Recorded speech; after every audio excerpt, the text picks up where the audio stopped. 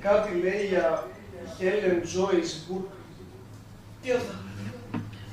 Η μάνα σου, που ζάμω σε αυτές τις μάνες. Εμένα έπαιρνε. Εμένα. Τη μάνα μου. Ποιος τη μάνα μου. Γιώργο, μπρο, μάζεψε το γιατί τώρα αυτό είναι πρόβλημα. Το λέω σοβαρά. Μην παρεξηγήσεις.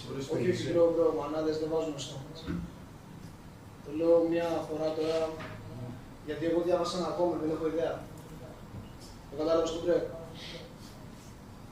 Ηρεμήστε. Ήρεμα, παιδιά! Ήρεμα! Στοπ! Ήρεμα.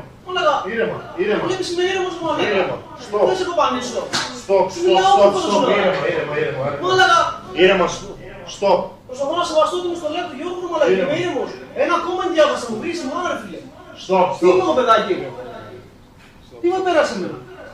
Στοπ. Έλα. Στοπ. Μάλακα κάθομαι ήρεμα. Στοπ. Τίποτα μην του λες. Σώστε. Τι να του πεις μωρέ. Καραγγέλο ρε. Στοπ, μην μιλάς καν. Τίποτα. Εγώ δεν ξέρω καν τι διάβασα. Ήρεμα, στοπ. Τι να πω, με βλέπεις εδώ. Στοπ. Είμαι καλό παιδί. Τίποτα, μην, τίποτα. Προσπαθώ να μην κάνω μαλακία. Είμαι σπίτι σου. Προχωράμε, έλα.